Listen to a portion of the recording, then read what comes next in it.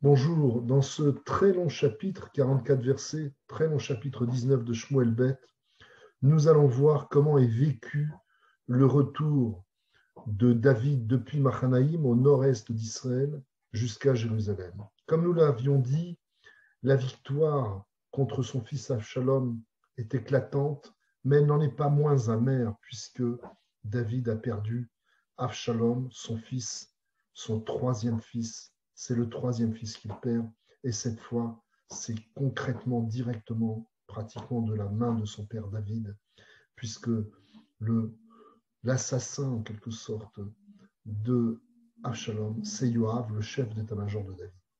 Alors, c'est une situation très pénible et ce long chapitre nous décrit la démarche à la fois de retour de David vers Jérusalem, comme si un peu c'était la fin de l'expiation de sa faute envers Uriah-Hittite et de sa faute vis-à-vis de Bathsheba, donc vis-à-vis du peuple, dans ce comportement. Eh bien, dans ce retour, David fait à la fois marque d'une très grande tristesse, comme nous le dit le texte dès les premiers versets de ce chapitre 19, mais aussi d'une très grande résilience à l'égard du peuple et de ses réactions et à l'égard de ses ennemis passés. Alors nous allons voir quelques exemples au travers des versets de ce chapitre. Effectivement, au chapitre 19, Yoav est obligé d'insister auprès de David pour que malgré sa tristesse, il sorte de son enfermement à Mahanaïm et qu'il se montre au peuple qu'il a aidé à vaincre Avshalom. Ainsi, le verset nous dit Vayugad le Yoav ine ameler boché vayitabel al Avshalom. Il n'arrive pas à sortir de sa tristesse et Yoav est obligé en quelque sorte de le brusquer, de se montrer au peuple. Et David accepte. Il accepte parce que c'est le rôle d'un dirigeant d'essayer de surpasser sa tristesse personnelle. Il est contraint de faire cette démarche par son chef d'état-major, qui est pourtant l'assassin de son fils. Ainsi, le verset 8, Ve'ata kumtse ve'daber alev avadecha, sors et va parler à tes administrés, c'est ton rôle, c'est ton devoir.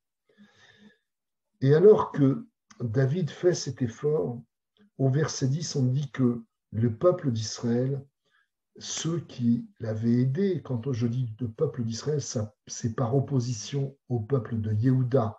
On pourrait presque parler d'opposition entre nord-sud, des termes qui vous parlent sûrement, sonnent à vos oreilles, qui sont encore souvent d'actualité.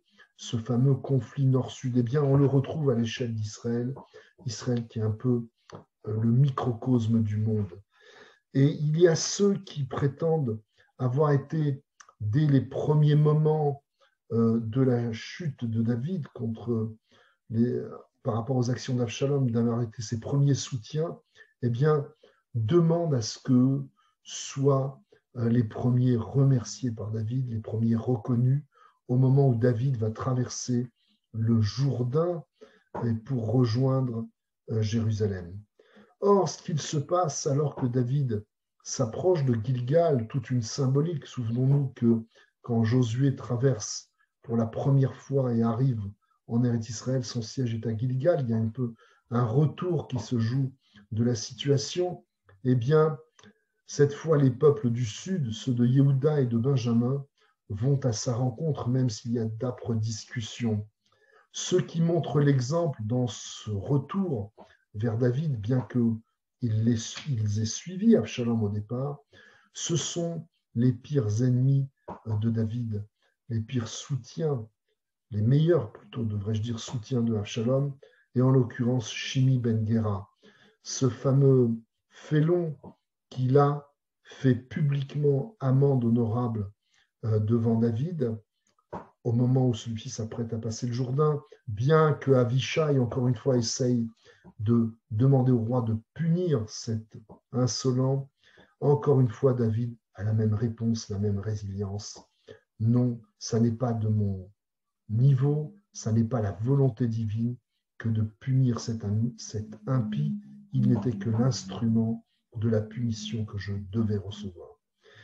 De la même façon, nous voyons dans ce chapitre Tsiva et Méphibosheth, Tsiva le serviteur du roi Shaoul et Méphibosheth le fils de Jonathan, qui eux reviennent aussi spontanément vers David. Alors nous avions vu que Tsiva avait précédemment hérité de tous les biens de Méphibosheth de par la volonté du roi David, puisque Tsiva avait rapporté des propos ambigus au sujet de son maître Méphibosheth.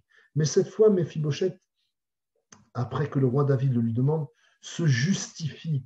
Il explique qu'il avait été trompé par son serviteur Tsiva, et c'est pour ça qu'il ne s'était pas rendu comme un des principaux soutiens de David de façon ostentatoire, qu'il avait dû, compte tenu de son infirmité, rester à Jérusalem. David, en quelque sorte, est encore une fois confronté au doute. Doit-il croire Tsiva?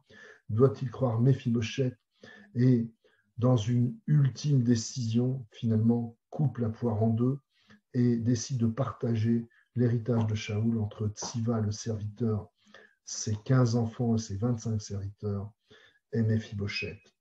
Bref, tout ça nous décrit, alors que David est dans la tristesse, la capacité qu'il a à pardonner, sa capacité de résilience. Mais malgré ce comportement exemplaire, eh bien, comme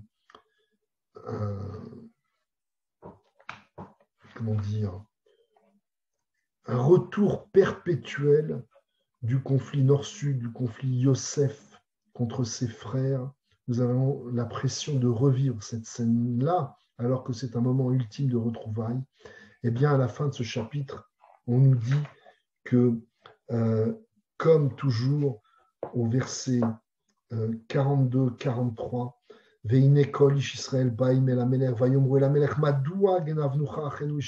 pourquoi nos frères de Yehuda nous supplantent-ils? En tout cas, c'est l'impression qu'ils ont dans ce retour triomphal, dans l'honneur qui t'est fait. Bref, ils t'accaparent. N'avons-nous pas droit, nous, à plus d'égards de ta part? Et de l'autre côté, nous avons, verset 43, les Bnei Yehuda qui s'écrivaient Lamazé Haral Devarazé, qui Karov Amelech Elai. Non, n'est-ce pas normal que le roi David soit plus proche de nous, nous Yehuda, puisque nous le restituons dans sa ville avec tous les honneurs qui lui sont dus. Bref, nous allons voir comment cette nouvelle tension, après tous les événements terribles que vient de vivre David, qui sont d'ailleurs souvent source d'inspiration dans son écriture des psaumes des Télim. Nous verrons ça, j'espère, si Dieu veut, en temps et en heure. En tout cas, je vous donne rendez-vous demain pour vous montrer, au travers du chapitre 20, comment va se traduire cette nouvelle tension entre le Nord et le Sud. Merci et à demain.